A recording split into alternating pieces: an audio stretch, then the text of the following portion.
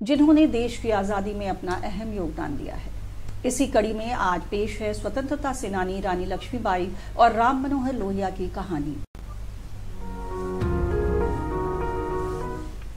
आज की इस कड़ी में हम झांसी की महान स्वतंत्रता सेनानी रानी लक्ष्मीबाई को याद करते हैं, जिन्होंने 18 जून 1858 को मातृभूमि की रक्षा के लिए अपने प्राण न्यौछावर कर दिए। अंग्रेजों के खिलाफ उनकी वीरता और प्रतिरोध की कहानियां आज भी सबके दिलों को गर्व और कृतज्ञता से भर देती है।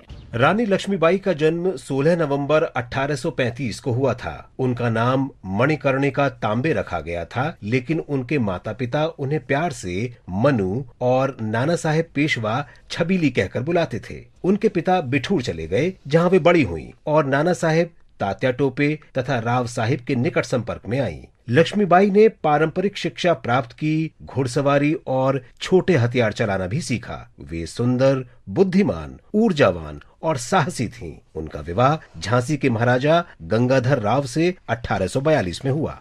आकर्षक व्यक्तित्व की धनी लक्ष्मीबाई में उच्च प्रशासनिक क्षमता कूट कूट कर भरी थी। उनकी इकलौती संतान की शैशव अवस्था में ही मृत्यु हो गई। 21 नवंबर 1853 को उनके पति का भी निधन हो गया।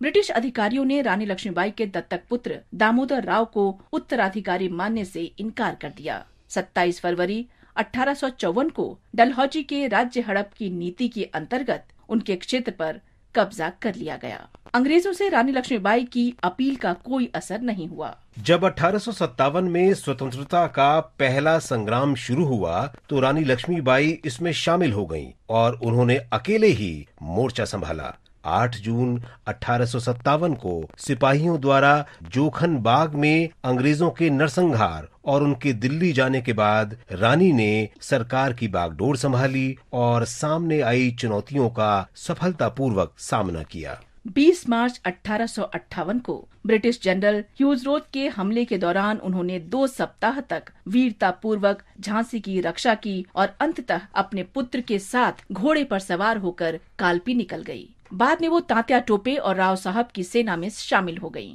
लेकिन उनकी संयुक्त सेना को अंग्रेजों ने हरा दिया। इसके बाद लक्ष्मीबाई ग्वालियर पहुंच गईं और ग्वालियर पर कब्जा कर अंग्रेजों को चौंका दिया।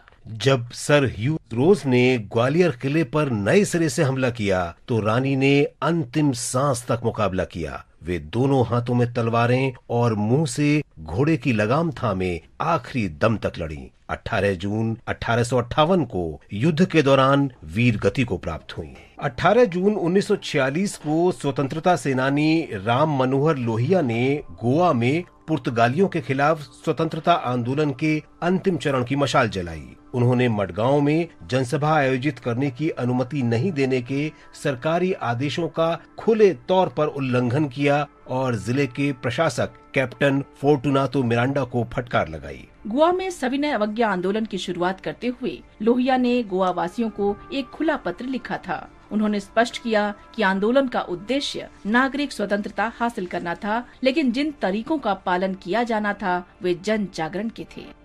लोहिया ने भारतीयों का आह्वान किया कि वे स्वतंत्रता की लड़ाई में गोवा के भाइयों की मदद करें, लेकिन पुर्तगाली शासकों ने समय के संकेतों को समझे बिना सविनय अवज्ञा आंदोलन को मोविमेंटो दा रुआ कहा, जिसका अर्थ है सड़क के किनारे का आंदोलन। हालांकि आंदोलन पूरे राज्य में फैल गया तथा गोवा, दमन और दीव को 1956 में पुर्तगाली अधीनता के 451 वर्षों के बाद मुक्त करा दिया गया और इस तरह भारत की भूमि से अंतिम औपनिवेशिक अवशेष मिटा दिया गया।